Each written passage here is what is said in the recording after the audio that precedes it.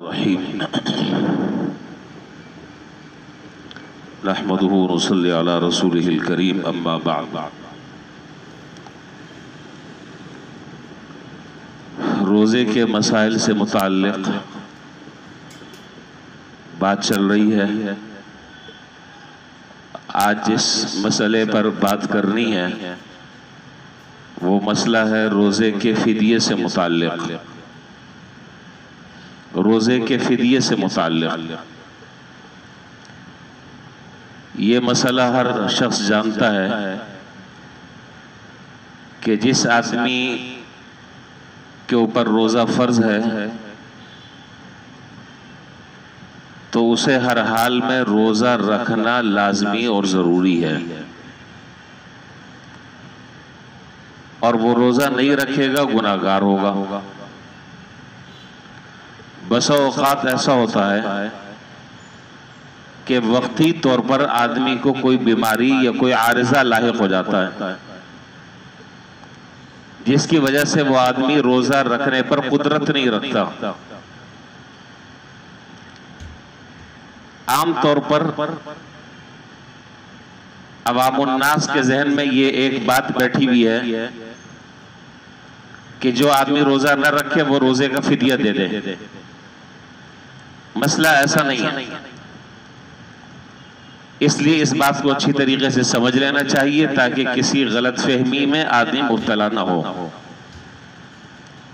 मैंने अर्ज किया कि अगर किसी आदमी को खुदा न खास्ता अल्लाह न करे कोई आरिज़ा लाहिक हो गया, वक्ती तौर पर कोई बीमारी पेश आ गई है, तो ऐसे आदमी के लिए लाजमी और ज़रूरी है कि जब रमज़ान का महीना गुजर जाए तो रमज़ान का महीना गुजरने के बाद जितने रोज़े उसके रह गए उसकी क़ज़ा करना ज़रूरी है।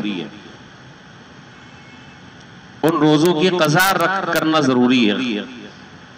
फ़िदिया देने से वो जो रोज़ा नहीं रखा था उसकी तलाफ़ी नहीं हो सकती। एक रोज़ा छूटा है तो रमज़ान के बाद एक रोज़े की क़ज़ा करेगा, 2 रोज़े छूट गए 2 रोज़ों की क़ज़ा करेगा, 5 छूट गए 5 रोज़ों की क़ज़ा करेगा। जितने रोज़े रह गए हैं रमज़ान के बाद, इसलिए कि रमज़ान में क़ज़ा नहीं है, रमज़ान में तो असल फ़र्ज़ रोज़े रखने हैं, इसमें तो क़ज़ा का वक्त ही नहीं है। रमज़ान के बाद जो है वो क़ज़ा करेगा। और ये जो फ़िदिये का मसला है, फ़िदिये का मसला उस सूरत में है, इस बात को अच्छी तरह ज़हन नशीन कर लें। फ़िदिये का मसला उस सूरत में है कि आदमी शेख फ़ानी हो।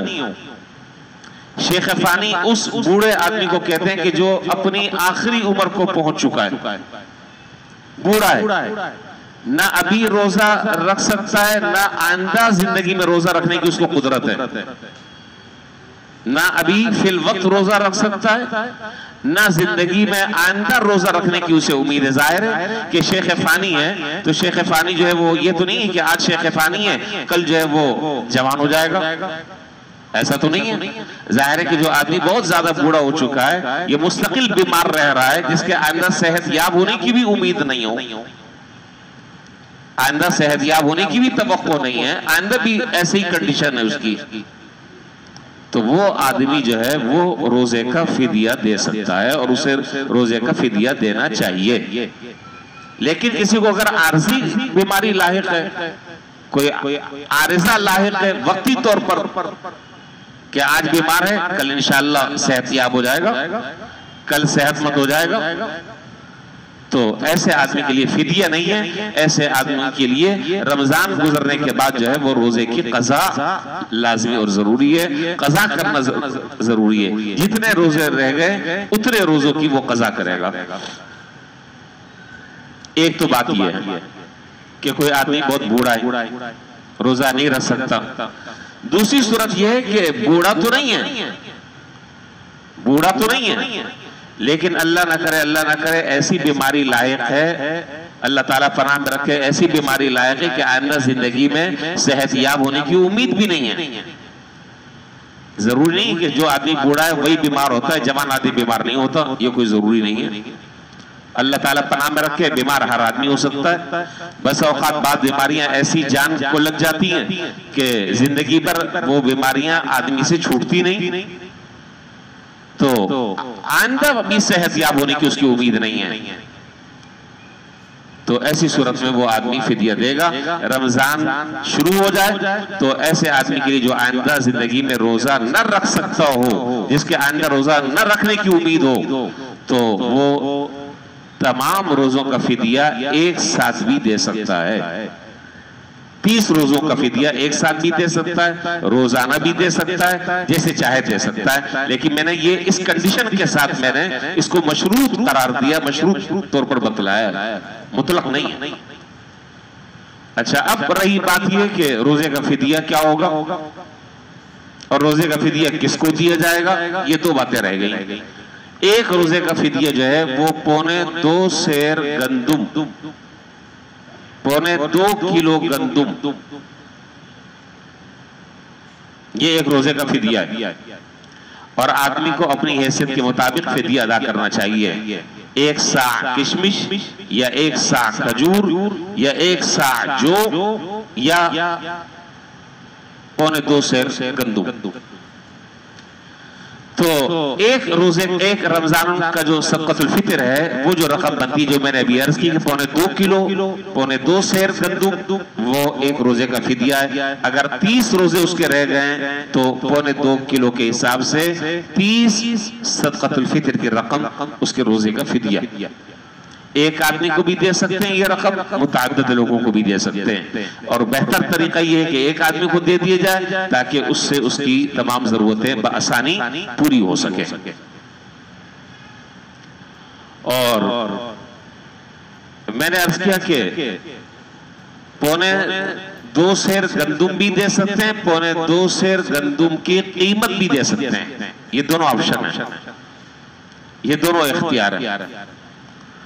शुरू में जब रोजों की फर्जियत हुई, जब रोजों की फर्जियत हुई शुरू में, तो कुरान करीम की वो आयत नाजिल हुई, वअलल्लज़ीना युतीक़ूनहु फ़िद्यतुन तआमु मिस्कीन, कि जो उसमें 2 इख्तियार था, जिसको जो चाहे रोजा रख ले और जो चाहे रोजा न रखे फिदिया दे दे। बाद में हजरत सलमा बिन अकवा रज़ियल्लाहु ताला अन्हु की तवील रिवायत है, जिस रिवायत में ये हुक्म मनसूख हो गया कि जो आदमी रोजा रख सकता है अब उसको फिदिया देने की इजाजत नहीं है, बल्कि उसके लिए लाजमी तौर पर रोजा रखना ही है। ये शुरू इस्लाम में था, शुरू जमाने में था। अब कोई आदमी अफसोस करे कि शुरू का जमाना ही अच्छा था, वही इब्तिदाई जमाना अच्छा था। अब मालदार आदमी जो है उसके लिए तो आसान है, जाहिर है कि रोजा रखने में मुशक्कत है, रोजा कौन रखे, इतनी मेहनत कौन करे। चलो भाई 30 रोजे का हिसाब लगाया कैलकुलेटर से, ये लो भाई अब खा रहे हैं पी रहे हैं दबा के। वो शुरू जमाने में इस्लाम में था। लेकिन अब जो हुक्म है वो ये है कि जो रोजा रख सकता है उसको रोजा रखना है। अब ऑप्शन नहीं है, अब इख्तियार आपको नहीं है, चाहे तो रोजा रख ले और चाहे तो फिदिया दे दे। इख्तियार नहीं है, रोजा रख सकते हैं, कोई उज़्र नहीं है, कोई बीमारी नहीं है, कोई खुदा न खास्ता ऐसा कोई दायमी आरिजा लाहिक नहीं है, आप दायमुल मरीज नहीं है। दायमुल मरीज उस आदमी को कहते हैं कि जो मुसलसल बीमार चला आ रहा हो, उसको दायमुल मरीज कहते हैं। जो हमेशा बीमार चला आ रहा हो, जिसके आइंदा जिंदगी में सेहतयाब होने की कोई उम्मीद और तवक्को भी ना हो, तो ऐसा आदमी जो है वो फिदिया दे दे। और फिदिया मैंने आपको बता दिया, और यही फिदिया जो है वो नमाजों का भी है। अच्छा, इससे मुताल्लिक़ फिर बात दरअसल लंबी है।